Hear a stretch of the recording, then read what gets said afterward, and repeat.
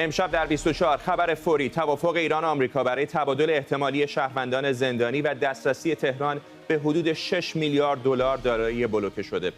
وزارت خارجه آمریکا تایید میکنه که 5 شهروند آمریکایی از زندان به حبس خانگی منتقل شدند.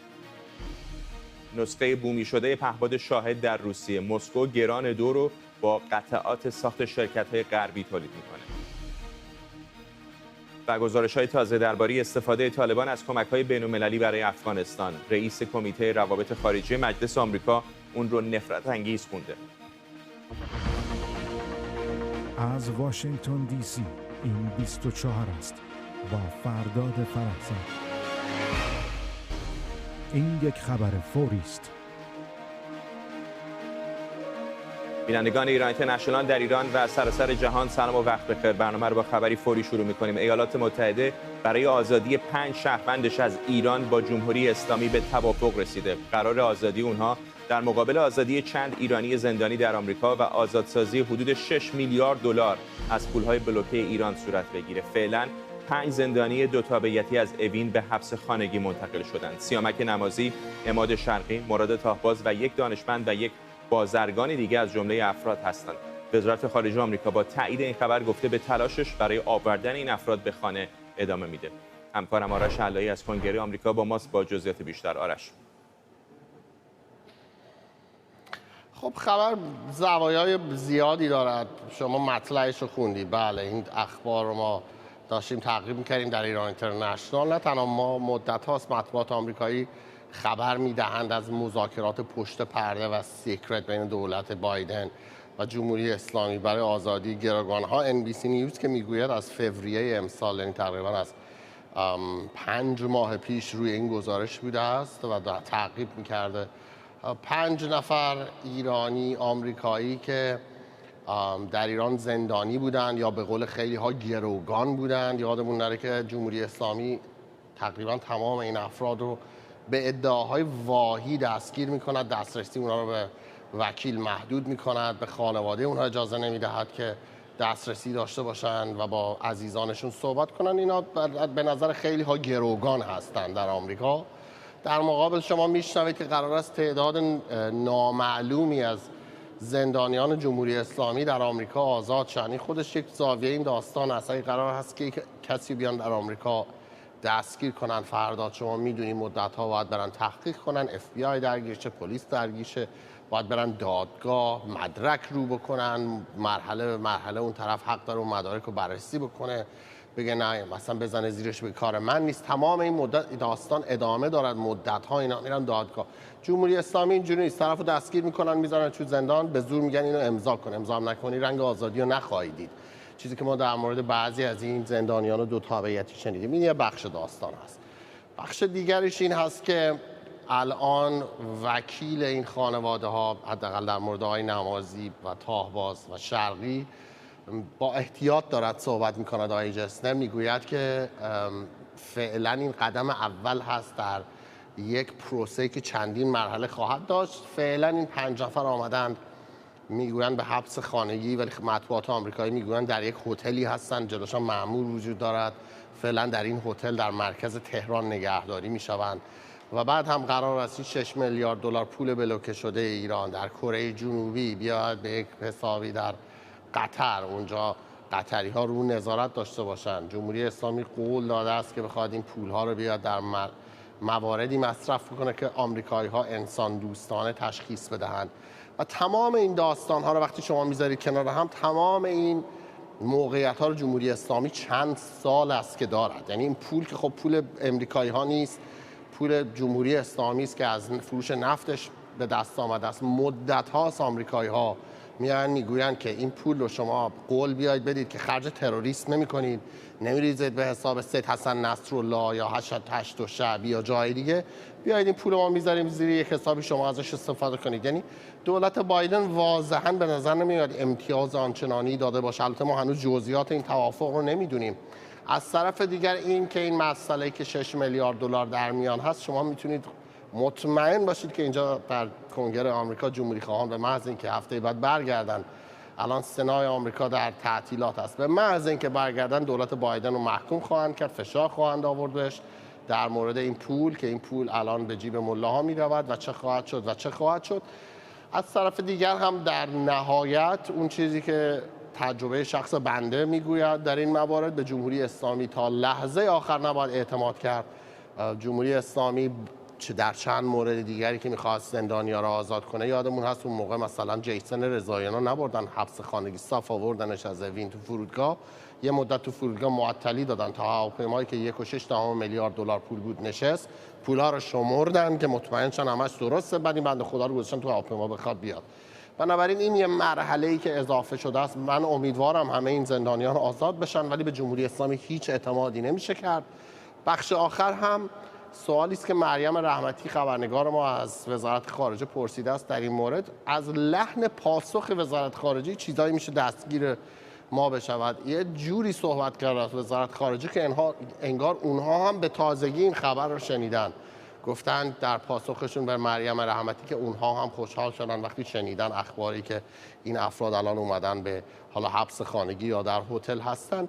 خودش نشون دهنده این است که لول درگیری وزارت خارجه در این مورد چقدر هست، مخصوصا با وجود غیبت شخص اول وزارت خارجه در امور ایران آقای رابرت ملی اجازه نداشته از ماه اپریل در جلسات محرمانه شرکت کنه، اصلا مدت‌ها سر کار نمیره. این جور اخبار محرمانه است واضحا، بنابراین آقای ملی نمیتونسته توش درگیر بوده باشه. کار آقای برد مکگرک بوده است احتمالاً، از شواهدی که ما می‌بینیم ایشون جزو مشاورین امنیت ملی کاخ سفید هست، سفر کرده بود به عمان چند دفعه، سفر کرده بود به قطر. به نظر میاد که سوئیسی ها هم که به طور سنتی در این زمینه درگیر هستند و منافع آمریکا رو حفاظت میکنن در ایران، اونها هم در این زمینه درگیر بودند. بقیه هم سعی کرده بودند، حالا عراقی ها و کشورهای دیگه هم سعی کرده بودند در این زمینه میانجیگری کنند. با این حال من هنوز منتظرم و امیدوارم که این اخبار به وقوع بپیونده و واقعا جمهوری اسلامی به اون قولی که داده وفادار بماند. ممنونم از سوارش شعلایی خبرنگار ما از کنگره آمریکا. اگر همین الان به ما پیوستید، دوباره خبر فوری رو که اول برنامه گفتم تکرار میکنم. خبرها از تهران حاکی از این هستش که ایالات متحده آمریکا و ایران به توافقی رسیدن تا حدود 6 میلیارد دلار از دارایی‌های ایران و تعدادی از زندانی‌های ایرانی در خاک آمریکا رو در مقابل آزادی 5 شهروند دو تابعیتی ایرانی آمریکایی از ایران آزاد بکنن. گفته شده که 4 نفر از اینها امروز از زندان اوین به حبس خانگی منتقل شدن و نفر پنجم هم از مدتی پیش در حبس خانگی بوده. در دقایق گذشته برادر آقای نمازی، بابک نمازی، گفته که ما از اینکه سیامک و دیگر آمریکایی‌های حاضر در ایران از اوین خارج شدن و در حبس خانگی هستند سپاسگزاریم. اضافه کرده ایشون که در حالی که این تغییر مثبته، اما تا زمانی که سیامک و دیگران به خانه برنگردن آرام نخواهیم نشست. همونطور که می‌بینید مهدی مهدوی آزاد و امید معماریان روزنامه‌نگار هر دو از بن آلمان و دیترویت میشیگان به ما پیوستند. با آقای مهدوی آزاد شروع می‌کنم. حرف از این هستش که ممکنه چند هفته این تبادل طول بکشه، چون قرار هستش که ظاهراً این حدود 6 میلیارد دلار به بانکی در قطر بره. اکسیوس میگه که به بانک مرکزی قطر قرار هست بره. چقدر فکر می‌کنید که این چند هفته اتفاقا میتونه برای جمهوری اسلامی یک امتیازی هم باشه، چون درست در آستانه مرگ مهسا امینی هستیم و احتمالاً آمریکایی‌ها نخواهند تونست خیلی واکنشی جدی نشون بدن؟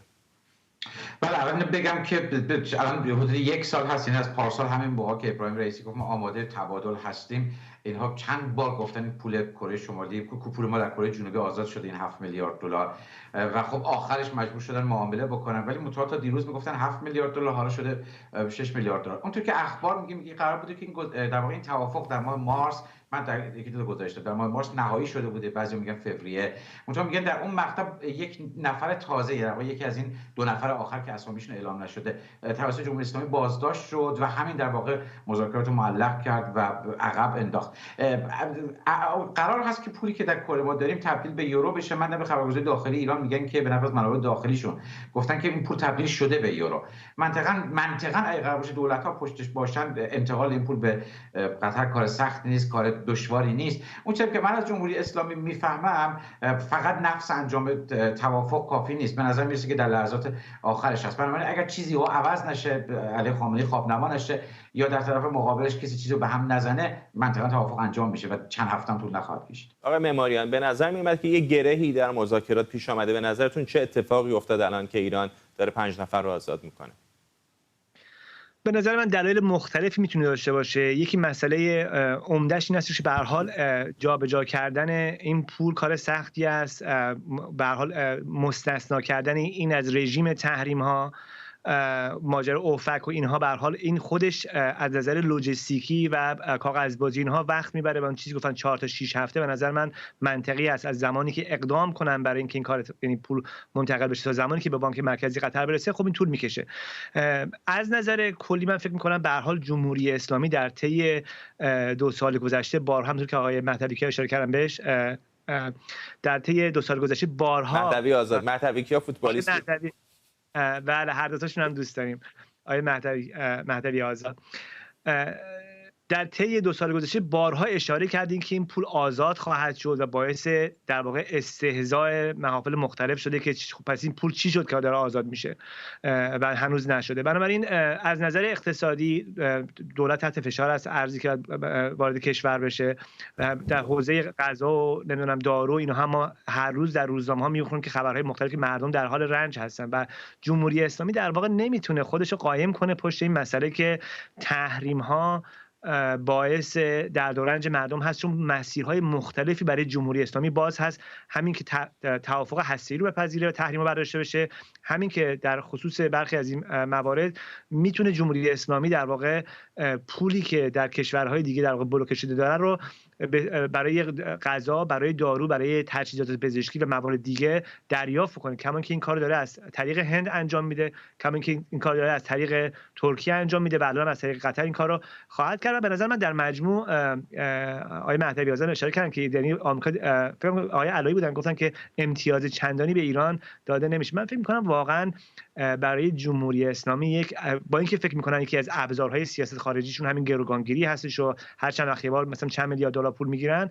ولی واقعا تحقیرآمیز هست برای یک رژیم سیاسی که پول نفت خودش رو، درآمد خودش رو به این ترتیب در یک بانکی بذارن، اینها برن به قول معروف درخواست اون کالاها رو بکنن، از اون شرکت ها بگیرن، بعد شرکت های قطری بیان بهشون تحویل بدن، این وسط رنگ $1 هم نبینن.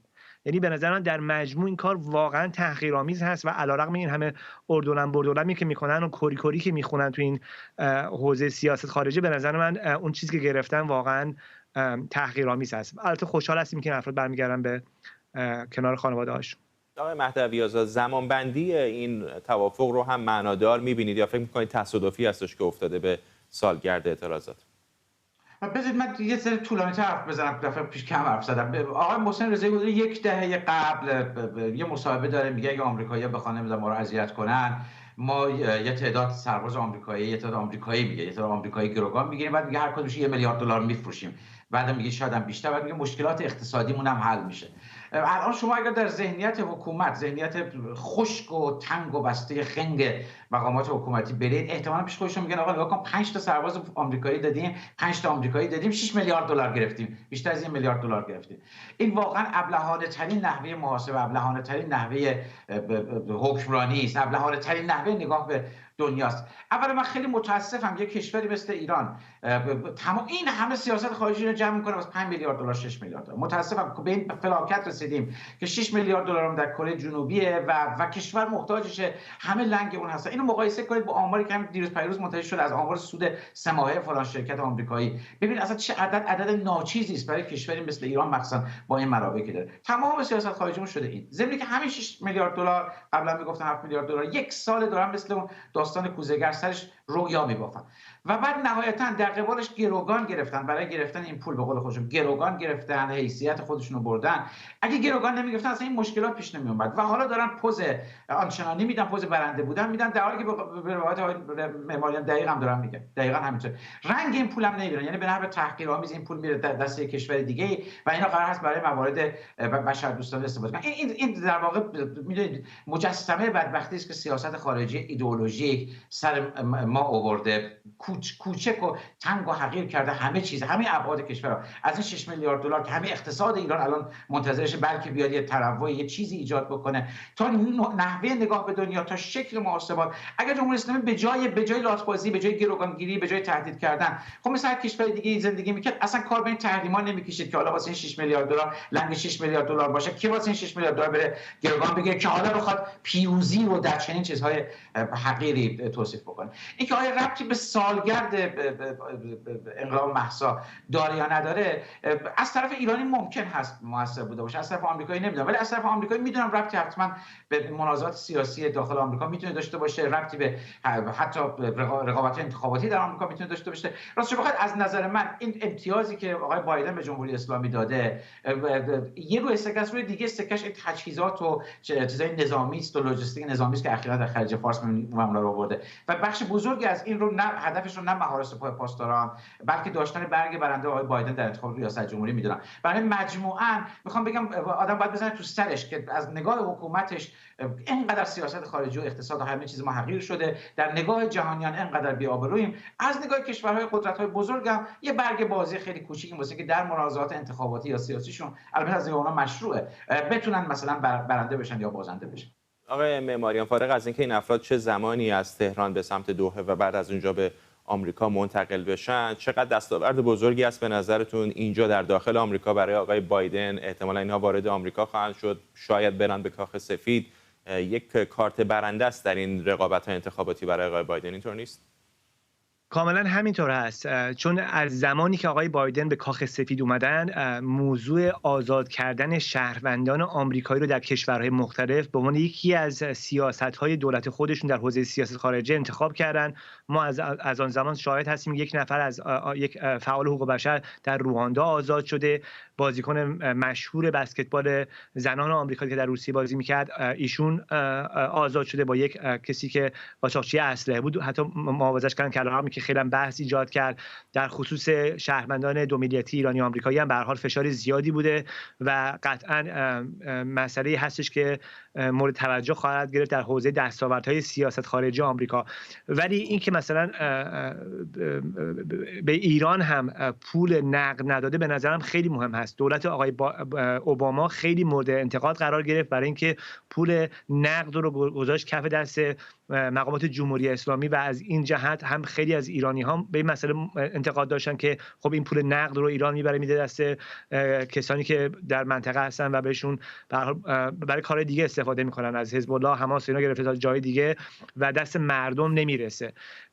این ترتیباتی که چیدن و نشستن مدیریت کردن که این پول در واقع به هیچ عنوان دست مقامات جمهوری اسلامی نیفته و فقط برای مصارف خیلی مشخصی مصرف بشه و در واقع تمام جزئیاتش رو در بیارن به نحو اینکه به هر حال کاملا جمهوری اسلامی خارج بمونه از این چرخه. به نظر من خودش از نظر دیپلماتیک یک دستاورد هست، چون قطعا دولت آقای بایدن میدونه که با توجه به حساسیت هایی که در واشنگتن وجود داره، با توجه به فضای قطبی که وجود داره، هر تحرکی، هر امتیاز دادنی با انتقاد بسیار زیادی مواجه خواهد شد و ببخشید همینجا اگه حرفتون رو قطع بکنم چون به انتقاد اشاره کردید، همین الان مایک پنس معاون پیشین رئیس جمهوری آمریکا توییتی زده و گفته در حالی که من از آزادی گروگان‌های آمریکا استقبال می‌کنم، مردم آمریکا باید بدونن که رئیس جمهوری بایدن بزرگترین پرداخت باج در تاریخ آمریکا رو به ملاها در تهران صادر کرده. بنابراین در تایید همین چیزی که شما دارید میگید چاقوی دولبه میتونه برای او باشه.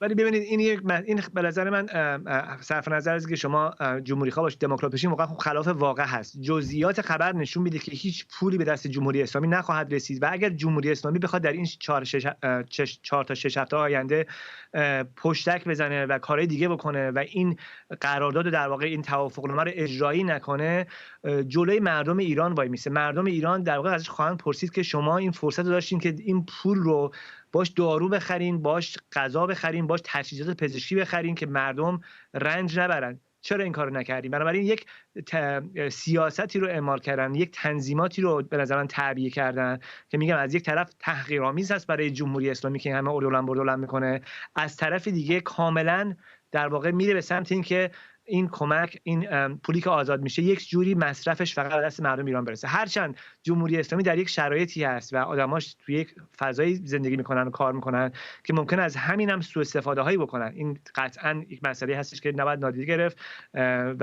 ولی در مجموع به نظر من خب خیلی متفاوت هست با اون چیزی که در سال 2015 اتفاق افتاد و دولت آقای اوباما رفت پول نقد رو تقدیم مقامات جمهوری اسلامی کرد. ممنونم از هر دوی شما، مهدی مهدوی آزاد و امید معماریان. نیویورک تایمز میگه روسیه پهپاد گران دو رو با الگوبرداری از پهپادهای ایرانی شاهد برای استفاده در جنگ اوکراین تولید کرده. گروه بریتانیایی تحقیقات تجهیزات جنگی که تسلیحات مورد استفاده در جنگ‌ها رو ردیابی میکنه گفته گران دو نسخه بومی ساده شده ای از شاهد، ولی همون برد و قدرت رو داره. اونها گفتن قطعات استفاده شده در پهپادهای گران دو از جمله بخشایی از بدنه مربوط به شرکت‌هایی هستند که مقرشون کشورهای غربی از جمله آمریکاست. حسین آریان، کارشناس امور نظامی و راهبردی از نیوکاسل با ماست. آریان، از بسیاری از کارشناسان نظامی این مدت شنیدیم که روسیه در زمینه پهپادها کمی عقب مانده از مابقی دنیا. چقدر این الان نشون میده که دارن این فاصلهشون رو کم میکنن با تولید کنندگان دیگر پهپاد؟ داره تلاش میکنه. در ابتدا باید بگم که اون مؤسسه به حساب که گفتین، مؤسسه پژوهش جنگ افزارهای منازعه، این یک مؤسسه است که تجربه بسیار زیادی در این مورد داره، در مورد سلاحایی رو که ایران استفاده میکنه و پهپادها، برای اینکه عین همین گزارش‌ها و کارها رو در یمن، جنگ یمن انجام داده. تقریبا از 5-6 مورد داره صحبت میکنه، یعنی دستکاری هایی رو که روسیه سعی کرده که در این پهپاد به حساب شاهد ایران بده.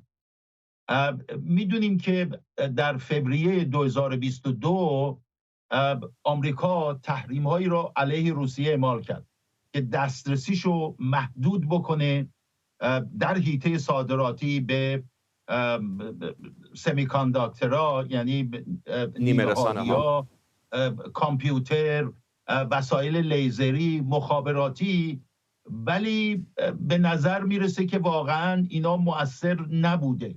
یعنی روسیه و همینطور ایران بسیاری از این قطعات رو که برای پهپادها استفاده میکنند، اینا رو میتونند از بازارهای آزاد بگیرن. اینا مصارف دوگانه داره. حتی یه گزارشی رو من دیدم که مثلا در روسیه، حتی فیلمش نشون میداد، در اون کارگاهایی رو که دارن این پهپادها رو دستکاری میکنن و درست میکنن، برخی از ماشینالاتشون مال کره جنوبی بوده، ژاپن بوده، آلمان بوده. برخی از این بردای به حساب که برای این پهپادها استفاده میکنن، ممکنه که اینا رو مثلا برای ماشینای چمنزنی باشه ازش استفاده بکنم، مصرف دوگانه داره، یا اینکه برای ماشین لباسشویی خیلی راحت میتونن این کارو بکنن. بنابراین انصافا هم خیلی فناوری آنچنان پیچیده‌ای ندارن این پهپاد دست کم در بخش پروازی. آره، پیچیده‌ای نداره. یعنی این تحریم‌ها واقعا اصلا کارساز نبوده. برخی از این قطعات رو همینطوری گفتیم از کشورهای غربی میگیرن. در ضمن این مواد به حساب مورد استفاده برای ساختن این بدنه رو که این مؤسسه به حساب پژوهشی گفته که روسیه در این دستکاری کرده. یعنی اومده از فایبرگلاس و فیبرای کربنی استفاده کرده. بنابراین یه بخشش این بوده، یه بخشش از به حساب نیمه هادی هایی که خودش روسیه از کشورهای غربی گرفته. حتی مشخص کرده که یه دونه از این به حساب مادیول های الکترونیکی رو که استفاده کرده، اصلا این روسیه به اسمش هم گفته کومتاست. و بعد روسا در این سیستم هدایت این پهپادها به نظر میرسه به گزارش این مؤسسه دستکاری کردن و اینو ساده ترش کردن که بتونه در واقع نیازهای عملیاتی اینها رو تأمین بکنه. حتی بردش خیلی کمتر از اونیه که معمولا ایران میگفته. یعنی برد این پهپاد که روسیه درست کرده گران دو حدود 1100 کیلومتره و حدود 80 کیلوگرم سر جنگی داره. در مجموع روسیه داره اینا رو مونتاژ میکنه. برخی از حساب بخش‌های این پهپادی که از ایران گرفته داده بهش دستکاری میکنه که مطابق نیازهای خودش باشه، کیفیتش داره سعی میکنه بهتر باشه و به عبارت دیگر هزینه‌ش رو پایین بیاره که بتونه از این به نحو احسن به قول خودشون استفاده بکنن علیه اهدافی در اوکراین. ممنونم از شما. حسین آریان، کارشناس امور نظامی و راهبردی از نیوکاسل. رئیس کمیته روابط خارجی مجلس نمایندگان آمریکا استفاده طالبان از کمک‌های مالی آمریکا و متحدانش به افغانستان رو نفرت انگیز خونده. مایکل مکال با تروریستی خوندن طالبان گفته این گروه زنان و دختران افغان رو آزار میده و روزانه به شکل متعدد حقوق بشر رو نقض میکنه. اداره بازرس ویژه آمریکا برای بازسازی افغانستان سیگار میگه به رغم اینکه همیشه احتمال سوء استفاده طالبان از کمک‌های جهانی وجود داشته، آمریکا در 2 سال گذشته بیش از 2 میلیارد دلار به افغانستان کمک کرده. همکارم رازی دانش اینجا در استودیو با ماست. شرایط پیچیده دیگه، از یک طرف طبیعتا میخوان به مردم در افغانستان کمک بکنن، از طرف دیگه کاملا روشن هستش که کمک مالی به طالبان به کجا خواهد رفت.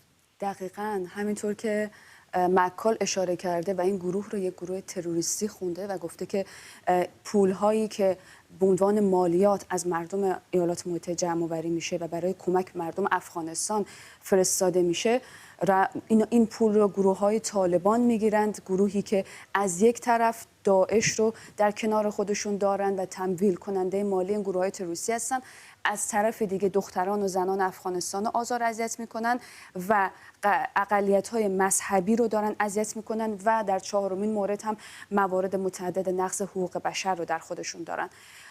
جان سابکو، سربازرس ویژه سیگار، در گزارشی که چند روز پیش هم به کنگره داده بود که همین گزارش باعث خشم دوباره مکال و نوشتن این توییت سراسر خشم شده بود، در گزارش خودش نوشته بود که دیگه بحث درباره این نیست که آیا طالبان دارن این کمک‌ها رو منحرف میکنند یا نه. حالا سوال اینه که اگر منحرف میکنن چه مقدارش رو، و میگه از زمان با چه مکانیزم این پول میرسه به دست طالبان؟ ببین خب ایالات متحده همینطور که خودت هم گفتی بیشتر از 2 میلیارد دلار رو برای کمک به افغانستان فرستاده از طریق نهادهای مختلف که یکی از اونها اداره بین‌المللی توسعه افغانستان یا USAID هست، ولی و همچنین بعضی کمک و بعضی نهادهای داخلی دیگه در افغانستان. مکانیزم این هست، ولی خب بالاخره میدونیم که در این دولت طالبان هستند و مخصوصا در رأس بانک مرکزی که سابکو داره توی گزارشش گفته که بانک مرکزی در رأسش افرادی هستند که در لیست سیاه آمریکا هستند و ما به خاطر این افراد واقعا نمیدونیم که آیا چه نظارتی بر روی این کمک‌های مالی ایالات متحده به افغانستان وجود داره. یک تنفس مصنوعی هم طبیعتا در این وضع بد اقتصادی به طالبان میتونه بده در خیلی زمینه‌های دیگه طبیعتا این پول‌ها. آره دقیقاً. خب همینطور که می‌بینیم شما، درسته حالا چند روز پیش هم از یک طرف پاکستان هم داره میگه که بالاخره در خیلی از حملاتی که در پاکستان در این کشور صورت میگیره طالبان افغانستان دست دارن. از طرف دیگه در همین چند وقت پیش شواهدی از کشته شدن سران داعش در افغانستان به دست میاد. خب بالاخره تمامی این سازوکارها نیاز به یک حمایت مالی داره دیگه و این حمایت مالی رو میدونیم که بالاخره اینها دارن یک مقدار رو از طریق این کمک‌های بین‌المللی و کمک‌های آمریکا به دست میارن، مقدار دیگر رو هم از طریق کشت و قاچاق مواد مخدر. ممنونم از تو رازی دانش، همکارم اینجا در استودیو.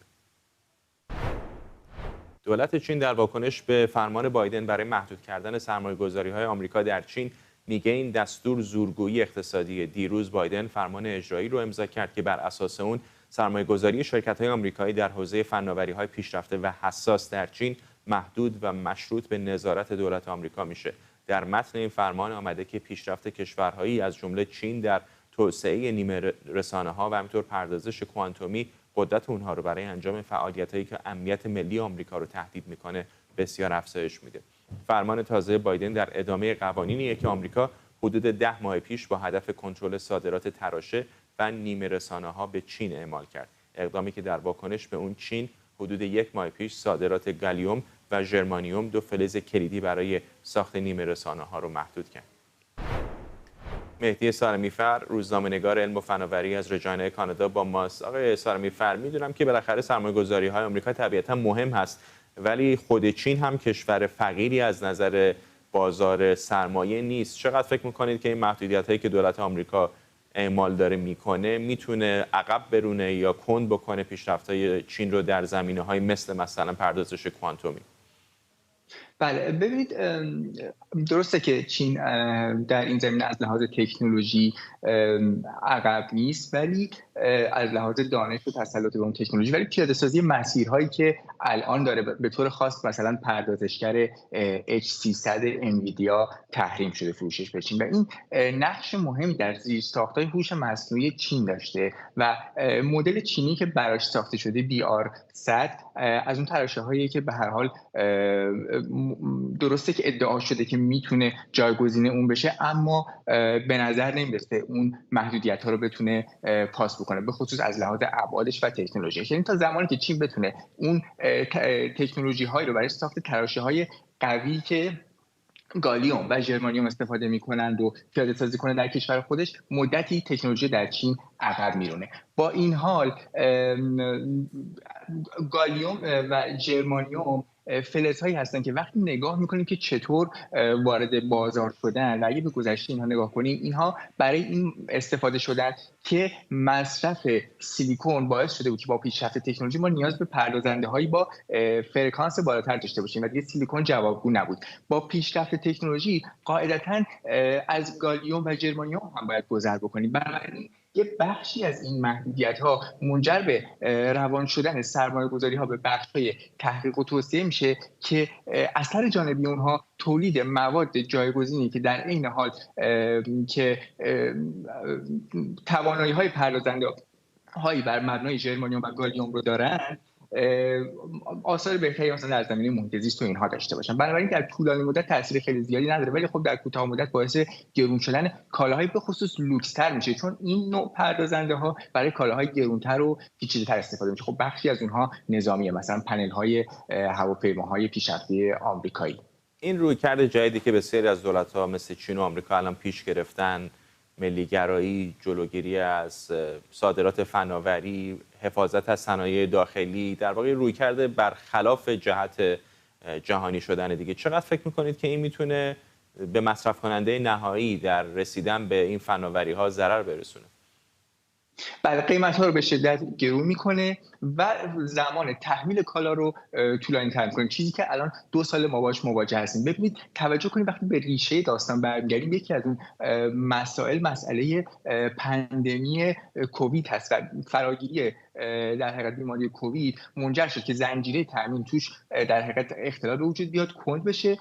این کند شدن در این حال تقاضا برای پردازنده هم با افزایش تقاضا برای کار در خانه رفت بالا، چون که میدونیم بعد از سالها تقاضا برای کامپیوتر خانگی بیشتر از لپتاپ شد و اینها باعث انباشت اون در حقیقت زنجیره تامین شد و این ضرر زیان باعث شد که این دعوا بالا بگیره. ابتدا آمریکا این محدودیت ها رو شروع کرد، بعد چین تقاضا کرد از ژاپن و تایوان که وارد بازار بشن و کمک بکنن به چین، اما ژاپن نپذیرفت و تحت تحریم های آمریکا باقی موند. در حقیقت اینها این فرصت رو مغتنم شمردن که خودشون رو ژاپن، کره، مالزی، تایوان و حتی ویتنام که خودشون رو توی این بازار سمی‌کانداکتور تا حدودی بتونن جایگزین کنن. یعنی بازار وضعیت پیچیده‌ایه. تنها اهرامی که چین داشت این وسط همین مواد اولیه است، اما وجود چنین قوانینی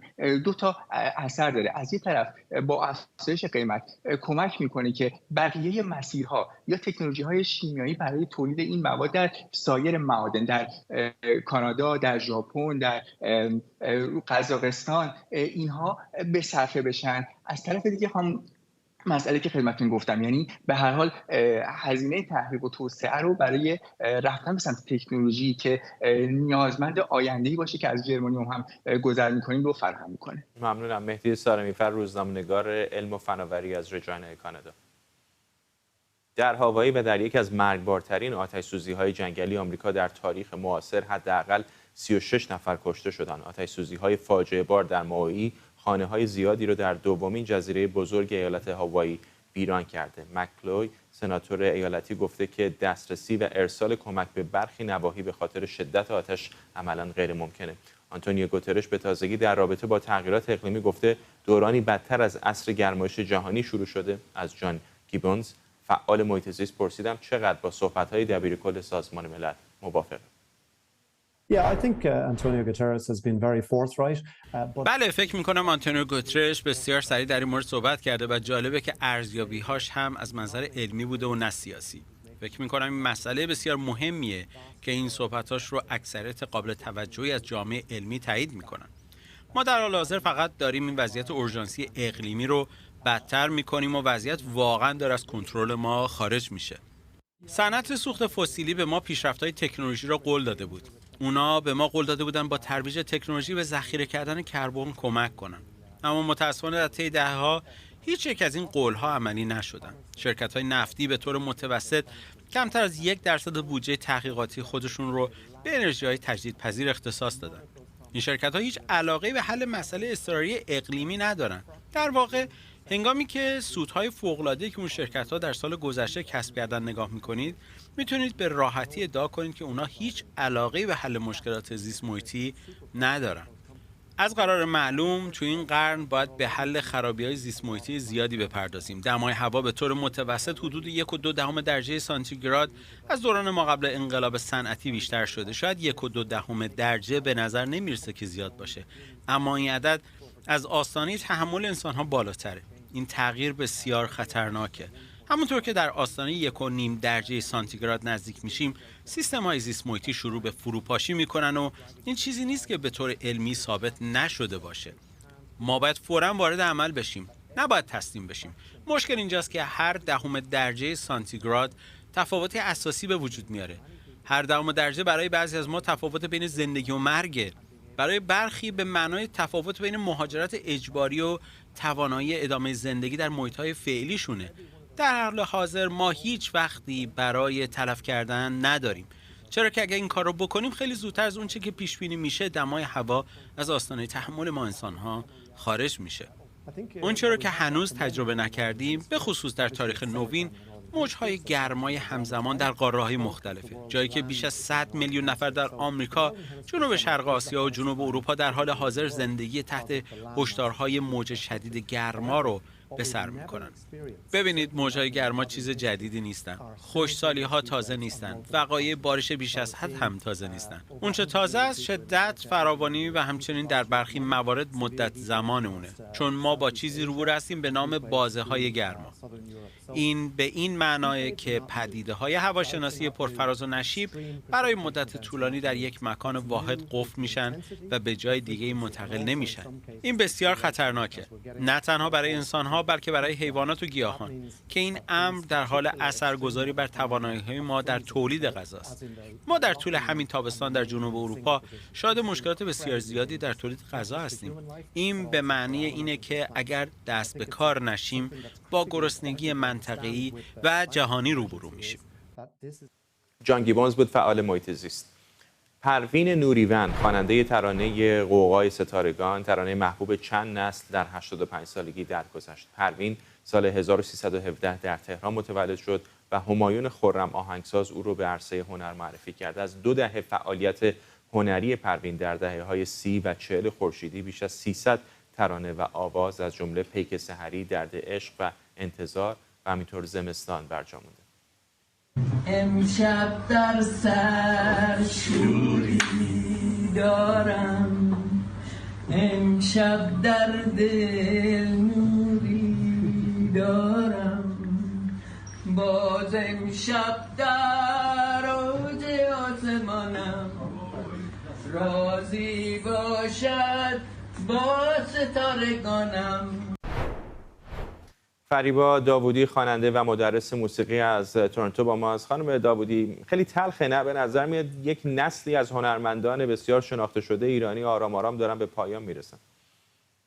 با درود خدمت شما جناب فرداد عزیز، خیلی خوشحالم در خدمتتون هستم و بسیار متاسفم که در ارتباط با این زایه هنری در خدمت عزیزان هستم و به عزیزان و بازماندگانشون تسلیت عرض میکنم.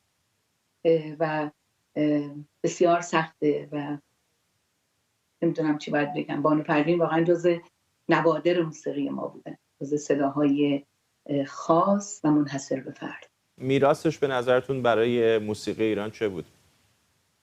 یکی از ویژگی‌های خاص این بانوی عزیز که جا داره که بگم، درسته که فعالیت هنری دقیقا نمیدیدن مردم عادی، ولی ما مدیون عزیزی به نام فریبا هدایتی هستم که دوستای منه و مثل یک دختر، مثل یک مادر از بانو پروین واقعا مراقبت کرد، از مادر خودش و ایشون. و من توسط ایشون چندین بار این استاد عزیز رو دیدم و این اواخرم که براش بزرگداشت گرفته بودن، منتها در این جنبش زنان و زن زندگی آزادی حضورشون در میادین و در کنار مردم خیلی با ارزش بود و این بزرگداشت هم که گرفتن که اساتیدشون استاد عزیزم جناب علیزاده اینا بودن و تاثیر به سزایی داشت، برای اینکه صدای خاصی داشت و اساتید بزرگی براش کار ساختن، از جمله استاد بزرگوارم همایون خرم. بله ببخشید بفرمایید. نه خواهش میکنم بفرمایید. میخواستم عرض بکنم که به نظرتون ماندگارترین آثارش کدوم هاست؟ ببینید تقریبا نزدیک به 200 تا کار خونده بودن و شاغل بودن، کارمند بانک شاهنشاهی اون زمان با بانک بازرگانی بودن.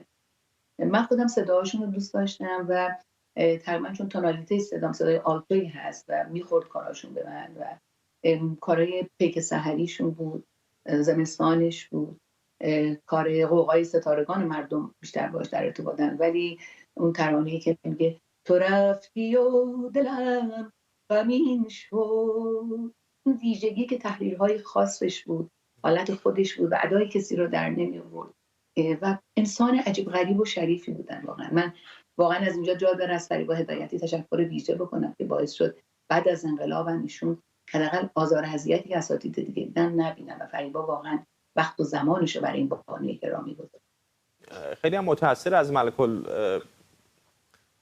اسم شریفشون یادم رفت، نه خانم وزیری اسم کوچکشون، قمرالملوک وزیری. قمرالملوک وزیری بله. ببینید صدای قمر خب در جایگاه خودش ویژه بود، ویژگی اخلاقی خاصی داشت و بانو پروین هم جز همین ویژگی‌های خاص بودن و اون زمان من شنیده بودم که کارمند بانک بودن و اگر می‌فهمیدن که کسی وضاحت مالی نداره، بانو پروین خیلی بهشون خدمت می‌کردن. یه چیزایی واقعا دیگه درون آدم‌ها هست، اینا دیگه یاد گرفتنی نیست، مکتب نمیخواد، استاد نمیخواد، ویژگی‌های فردی هر کسی هست و من خیلی متاسفم که در زمان حیات، حالا خوشحالم که 1.5 ماه پیش برنامه گرفتن، ولی واقعا چقدر دیگه داریم؟ ما اصلا چند تا دیگه از این جواهرهای زمان قبل رو داریم. الان همه تقریبا یه جور میخونن جناب فرداد، یعنی همه سعی میکنن یه مدل بخونن، ولی شما ببین چند تا کار داشته، هر کدوم زیباتر از اون بوده، آهنگسازایی که براش کار ساخت و خیلی خوشحالم که نزدیک زیارتشون کردن و خیلی خوشحالم که تاثیر به سزایی در جوانها گذاشت. کاراشون رو جناب خرم دادن، بعدا جناب دکتر محمد اصفهانی چند تاشو خونه قرار بود من بخونم، ولی خب صدای زنگ پخش نمیشد و اجازه نداشتیم که در حقیقت پخش بشه. حتی جناب خرم به من گفتن رفتی اونور میدم که بخونی و بعد این جریانات اتفاق افتاد و که نشد، ولی خودش تک بود به نظرم. خانم داوودی خودتون تا اندازه اشاره کردید، ولی میخوام اینو با جزئیات بیشتر ازتون بپرسم، چه بوده اون دوران که اینقدر ستاره‌های این چنینی ظهور میکردن؟ جناب فرداد، خود حضرت عالی جزء نوادر ما هستیم و من جزء در حقیقت ژورنالیستایی هستیم که اعتقاد دارم پای مباحث شما هستم.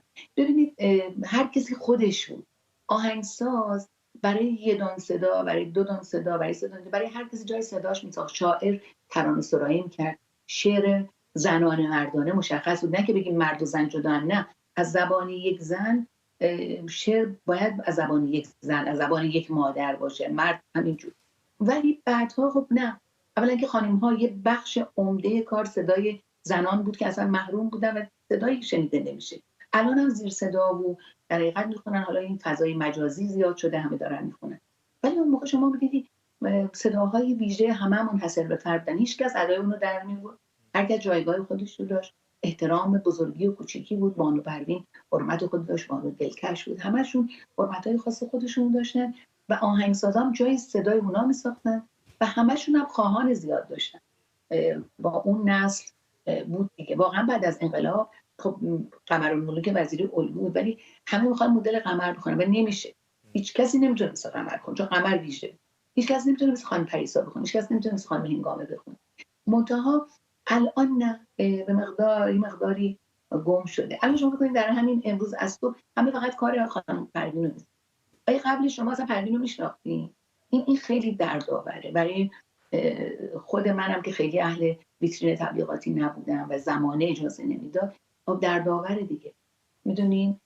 و هر کس هم یه عکسی داره گذاشته، خب قشنگ هست ولی دردآوره. و خیلی ممنون از شما که از این بانوی بزرگ و هنرمند بی‌بدیل و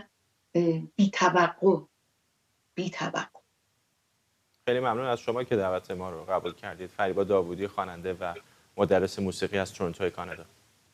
سپاس از مهر. ببخشید که صداشون قطع شد.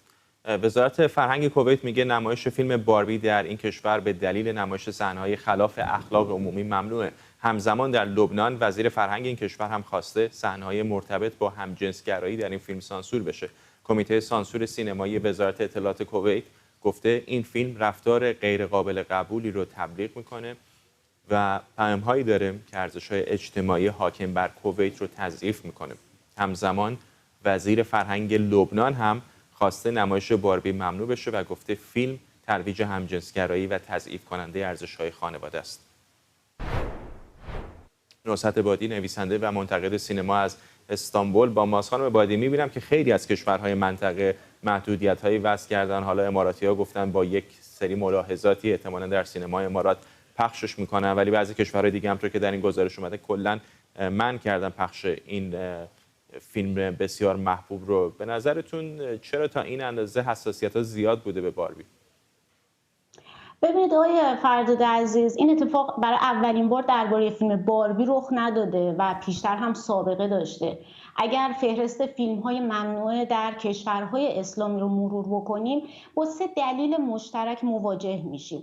یکی از این دلایل انتقاد به عقاید دینیه که باعث میشه این فیلم‌ها ممنوع بشن. مثلا فیلم نوح ساخته آرنوفسکی که در کشورهای اسلامی ممنوع شد، یا کد داوینچی که در مصر، اردن و پاکستان ممنوع شد. دلیل دوم روابط جنسی و خشونتیه که از نظر این کشورها نامتعارف به نظر میرسه، مثل گرگ وال استریت یا بازی‌های گرسنگی که اونها هم ممنوع شدن.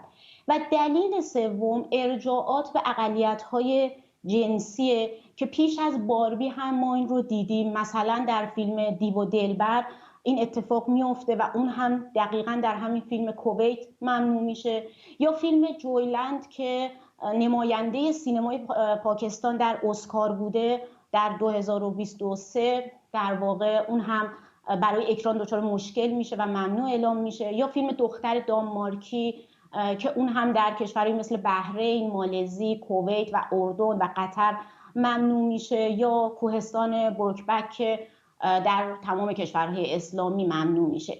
در میون این 3 دلیلی که من مطرح کردم، دلیل آخر و ارجاعات به اقلیت‌های جنسی همیشه با حساسیت‌های بیشتری همراه بوده، به این دلیل که در این کشورهای اسلامی حاکمان این حق رو برای خودشون قائلن که گرایش و هویت جنسی شهروندان رو تعیین و کنترل بکنن و میخوان همه افراد جامعه در اون نرم‌ها و هنجارهای مورد نظر خودشون بگنجن. درباره باربی هم میبینید که الان انتقاد اینه که در واقع ارزش‌های اخلاقی رو زیر سوال میبره، نهاد خانواده رو به چالش میکشونه، ازدواج رو تضعیف میکنه و داره همجنسگرایی رو ترویج میکنه. در حالی که فیلم باربی علیه ارزش‌های اخلاقی یا خانوادگی نیست، بلکه فقط داره از حق زنان و اقلیت‌های جنسی در جامعه دفاع میکنه. به هر حال بین سینما و جامعه یک ارتباط تنگاتنگ و عمیق وجود داره و وقتی که اقلیت‌های جنسی در جوامع اسلامی سرکوب میشن، فیلم‌هایی که به اونها هم میپردازه ممنوع اعلام میشه. خانم بادی، در خصوص سینما در چین به خصوص اینو بارها دیدیم که بسیاری از استودیوهای بزرگ هالیوودی ملاحظاتی رو به خرج میدن که فیلمشون بتونه در چین هم پخش بشه. بالاخره بازاری است با مصرف کنندگان بسیار زیاد و الان هم هالیوود چشمش رو به بازارهای بین‌المللی بیش از گذشته دوخته. چقدر فکر میکنید که ملاحظه‌کاری‌ها، محافظه‌کاری‌های این چنینی در خاورمیانه هم که بازاری رو به رشد هست میتونه باعث خودسانسوری در هالیوود بشه؟ این مشکلیه که هالیوود باهاش مواجهه و خب به نظر من باید توجه داشته باشه به اون اتفاقی که داره در کشورهای خاورمیانه یا کشورهای با حکومت‌های دیکتاتوری میفته، چون اساساً در این کشورها سینما نه به عنوان هنر نه و حتی به عنوان تجارت اهمیت نداره و همیشه یک ابزاری برای تبلیغ ایدئولوژی و پروپاگاندای خودشونه. در واقع این کشورها نه فقط میان امکان تولید و ساخت فیلم‌های آزاد و مستقل رو از فیلمسازای خودشون میگیرن، بلکه اجازه و پخش فیلم‌های جهانی رو هم در کشورهاشون ممنوع میکنن، چون به هر حال برای سرکوب و مطی‌سازی شهروندهاشون نیاز به ایزوله‌سازی و قطع روابط با جهان آزاد دارند. اما من فکر میکنم با گسترش فضاهای مجازی و پلتفرم‌های آنلاین دیگه این امکان در اختیار این حاکمان وجود نداره و اونها نمیتونن انقدر مردم رو کنترل بکنن و دسترسی اونها رو به جهان آزاد محدود بکنن و به نظرم این دوران به پایان رسیده که حاکمان و دیکتاتورها به مردم بگن چی ببینن و چی نبینن و شاید از این جهت بهتره که سینمای هالیوود هم کار خودش رو بکنه و به این محدودیت‌ها، سانسورها و توقیف‌هایی که در این نوع کشورها اتفاق میفته بها نده. ممنونم از شما. نصرت بادی، نویسنده و منتقد سینما از استانبول.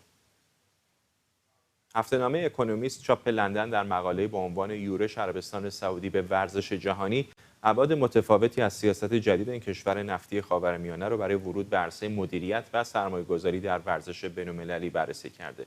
اکونومیست با بیان اینکه بزرگترین شوک خبری در دنیای ورزش در این تابستان ورود همه جانبه عربستان سعودی به عرصه جهانی ورزش بوده، میگه سرمایه‌گذاری 10 میلیاردی ریاض در رشته‌های مختلف در حالیه که فوتبال اروپا بدون احتساب دستمزد بازیکن‌ها سالانه بیش از 7 میلیارد دلار هزینه میکنه تا سر پا بمونه.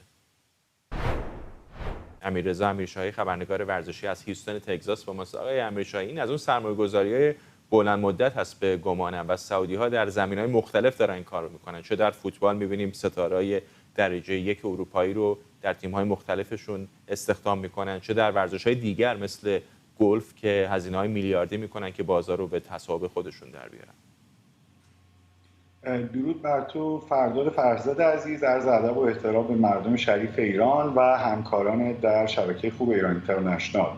از سه منظر به نظر من ما باید بررسی کنیم چرایی ورود عربستان سعودی به حوزه ورزش رو که به قول تو در حوزه‌های دیگه هم اتفاق افتاده. اولین انگیزه به طور قطع انگیزه سیاسی است. بن سلمان از مدت‌ها قبل در قالمت یک رفرمیست تغییراتی رو داره در عربستان سعودی ایجاد میکنه. آزادی‌های مدنی به خصوص در حوزه بانوان، در ارتباط با سختگیری‌های مذهبی یک مقدار به قول معروف تلطیف شده فضا. در زمینه سیاست خارجیشون ما می‌بینیم مدلی که شاهنشاه آریامیر دوستی با غرب و همراهی با شرق و انتخاب کرد. امروز عربستان اگرچه با ایالات متحده و اروپا در سال گذشته بیش از 140 میلیارد دلار مبادله تجاری داشتن، اما میاد و به کشورهای بریکس هم میپیونده، با چین وارد مذاکره میشه، با ایران سر میز صلح آشتی میچینه و به سمت اسرائیل هم دست دوستی دراز میکنه. همه این تغییرات در واقع نیازمند دیده شدن هستن و یکی از بهترین ویترین هایی که میتونه کمک کنه به اینکه چهره عربستان در جهان سیاسی و در جهان تغییر پیدا کنه ورزشه. سال 2018 اگه خاطرت باشه به نوعی میشه گفت از اون دوران داشت شروع میشد با یک مسابقه تنیس که بنا بود بین جوکوویچ و نادال برگزار بشه. نهادهای حقوق بشری خیلی فشار آوردن به دلیل مسئله خاشقچی. اون مسابقه کنسل شد. یک لفظی به وجود اومد به عنوان شستشوی ورزشی، اما باید بپذیریم که در برابر این اتفاق بعد هزاران اتفاق سیاسی و اقتصادی خوب افتاده و دولت در واقع عربستان میخواد که اون رو به دنیا معرفی کنه. در گذشته‌ام بوده دیپلماسی پینگ پونگ منجر شد به بهبود روابط آمریکا و چین و یا در بسیاری از موارد مسابقات فوتبال نقش جنگ زمان صلح رو بازی کردن، بازی قرن ایران امریکا یا بازی سال 86 انگلستان و آرژانتین و اون گل‌های بیادماندنی مارادونا. به هر حال این انگیزه سیاسی من به عنوان اصلی ترین در نظر میگیرم. موضوع دوم انگیزه‌های اجتماعی است. اگر جمعیت عربستان رو بررسی کنیم 70% جمعیتشون زیر 40 سال دارن و خب اینها رو بایستی که به قول معروف براشون یک سرگرمی در نظر گرفت، اوقات فراغتشون رو پر کرده. چه چیزی بهتر از ورزش حرفه‌ای و حضور ستاره ها در فوتبال که به هر حال یکی از پرطرفدارترین یا شاید بشه گفت پرطرفدارترین رشته ورزشی است. موضوع آخر انگیزه‌های اقتصادی. سال گذشته عربستان 326 میلیارد دلار درآمد نفتی داشته، اما عدد مهمتر در کنار اون عددی هستش که سالانه بین 30 تا 40 میلیارد دلار از حجاج در واقع کسب درآمد میکنن، یعنی یک توریست مذهبی که همیشه هست. حالا اگر بیان و در فوتبال و در ورزش‌های دیگه با جذب ستاره‌ها به دنیا نشون بدن که میشه به عربستان سفر کرد، عربستان فقط یک سرزمین به قول محدود به مسائل مذهبی و اسلام نیست، میتونه که در خیلی از زمینه‌ها همونطور که می‌بینیم در صنعت خودروسازی، در پروژه‌های عمرانی چقدر سرمایه‌گذاری کردن، این رو میتونن به جهان اعلام کنن. افرادی مثل لیونل مسی که سفیر فرهنگی هستن یا کریستیانو رونالدو که اونجاست، کریم بنزما، آنگولو کانته، سادیو مانه و تمام این افراد توی شبکه‌های اجتماعی از زندگی در عربستان دفاع میکنن، راجبش حرف میزنن و کم کم به جهان القا میشه که میشه در اونجا بیشتر سرمایه گذاری کرد، میشه به عربستان هم به عنوان یک مقصد توریستی نگاه کرد، همونطور که این اتفاق در دبی هم به نوعی افتاده. برای فوتبالشون هم باز یک طرح اقتصادی نوشتن تا سال 2030. فقط این نیستش که خرج کنن، من خیلی سریع بگم 3 تا هدفشونه که ارزش لیگشون 20 ثانیه وقت داریم. 800 میلیونه قرار به 2.5 میلیارد برسه و میخوان لیگشون هم یکی از 10 لیگ برتر دنیا باشه. ممنونم. امیررضا امیرشاه، خبرنگار ورزشی از هیوستون تگزاس. و ممنون از شما که ما رو در بخش اول 24 امشب همراهی کردید.